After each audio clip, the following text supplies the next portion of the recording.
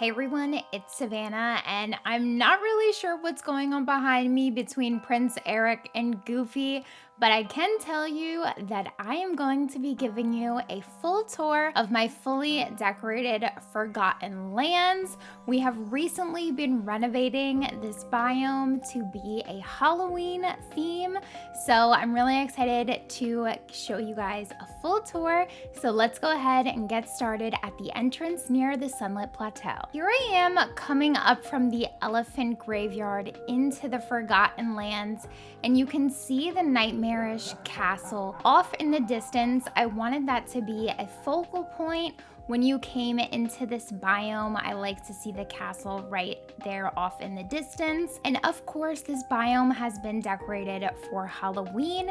And throughout the biome, you'll see touches of a Halloween carnival. That's kind of an overall theme throughout the entire biome. So lots of jack-o'-lanterns scattered on the floor along the pathway.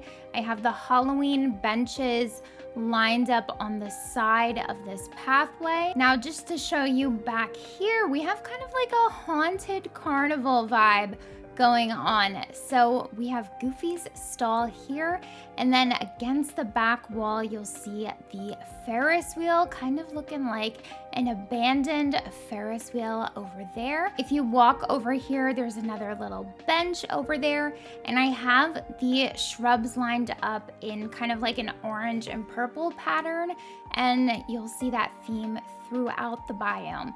Of course, I had to include a ton of the Skellington Hills, so you see that right beyond the little path at the entrance to this biome. And then if we continue on, you can also see the Dumbo ride. Of course, I had to surround it with the orange and purple shrubs because I think that just gave it kind of like a Halloween touch that it needed, you know? Some of these carnival rides don't really match together, especially with the spooky kind of vibe I was going for up here. So I think using the shrubs kind of helped connect all the rides together. So of course we have the Nightmarish Castle off in the distance here, but right just before that we have a little bit of a graveyard kind of set up here with the little coffin benches and Zero's house off in the distance there.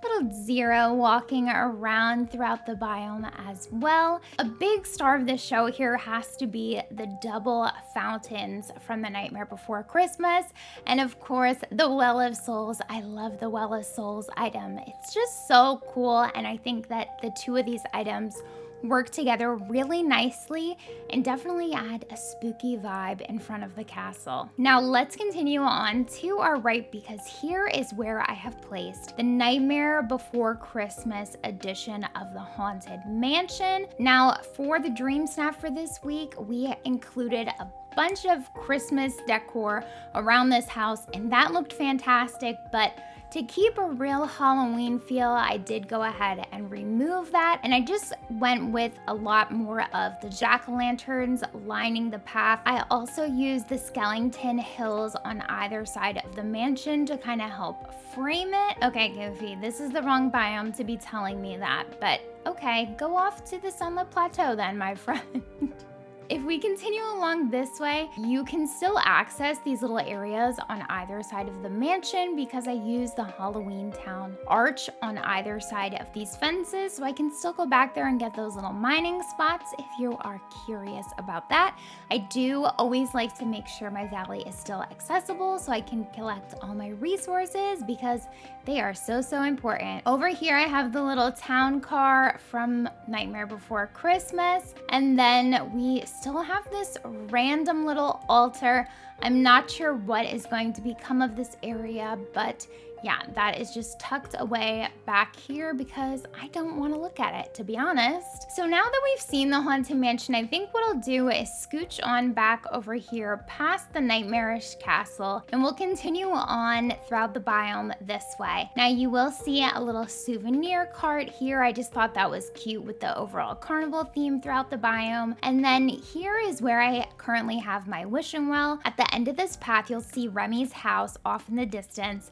And I thought that Remy's house actually looks really good in the Forgotten Lands. I wasn't sure where I wanted him to live for quite some time. I found that his house actually looks quite nice over here, and I kind of thought about it as a haunted mansion up here in this biome. Now this, of course, was before the haunted mansion was actually even in the game, but still Remy's house is up here because I think it just suits this biome really nicely. So this is a very functional area of this biome for me because to the left here, this is actually a little cooking station that I have made over into kind of like a witch's potion brewing area. My villagers love to check out these spooky cauldrons.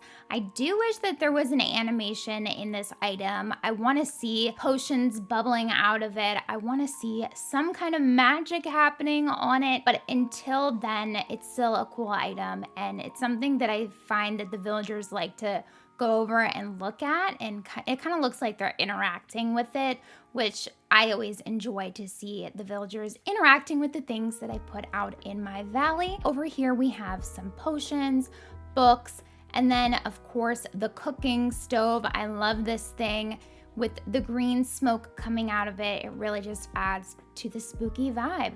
So that is the little witch's potion brewing station. And then on the other side here, oh my gosh, look at Stitch over there. See what I mean? They love the cauldrons. Stitch over there is so cute in his little trick-or-treat outfit. Perfect for the video. Thank you, Stitch. He is a paid actor. This is where the treehouse is, and this has been turned into my DIY crafting station area. And I also brought in some Toy Story items over here. So you'll see the blocks stacked up in the background and the little Pixar ball on the ground because I thought they went really well with the playful elements of the treehouse. And then I also felt like the DIY bench is perfect by the treehouse because it goes with the idea of like we're building the treehouse or fixing it up. There's a bunch of like wood thrown all over the place, so I feel like that kind of goes with the theme. Like I said, in the back we have Remy's house. Not too much going on here. He has decorated his yard for Halloween, but it's nothing too fancy. I do have the pillar next to his house surrounded by the thorns. I think it looks so cool as decoration up here. Really suits the Halloween aesthetic. Makes it feel like something really haunting is going on up here. Now you'll see off in the distance, right beyond that little pond, is the Hollywood Tower of Terror Hotel.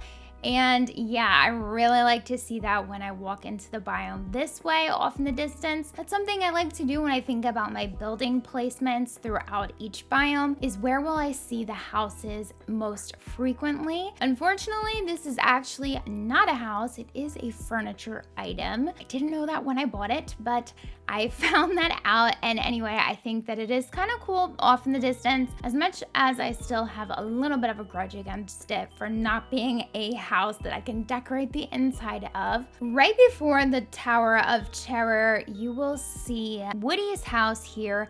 And I don't think Woody's house looks good really anywhere else in my valley. I think that it suits the carnival theme up here, and I actually think that it overall kind of matches the Forgotten Lands vibe. The colors of it, it's a little bit eerie. I don't know, it just makes sense to have Woody up here in the Forgotten Lands to me. So yeah, here we have Woody's house, and again, I have surrounded it with the orange and purple shrubs because that just is what is going on with all the carnival rides over here. And of course, I can still access all my mining spots. In case you're worried, I never block my mining spots. Don't do that. You don't want to do that. What are these three doing over here? Casting spells?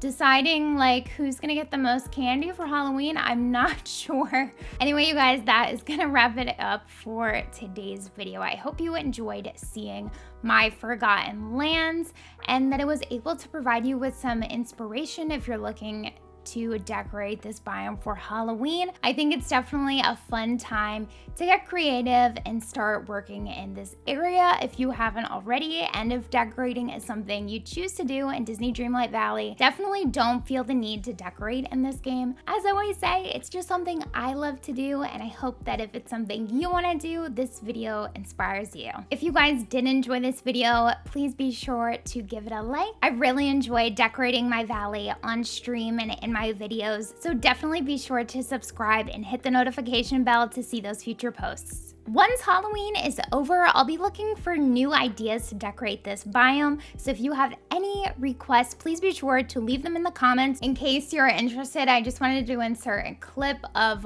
what this biome looks like from up in the decorating mode. So yeah, here's the entrance here with the little Ferris wheel.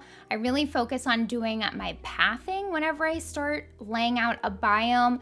And then next, I'll go in and place all the houses and large furniture items that I want to display. So we've got the Haunted Mansion house back here, the Tower of Terror, Woody's house, Remy's house, and yeah, that is this biome. Okay, Beast is standing way too close for comfort, so I think that's my cue to leave. I will see you guys in the next one. Bye!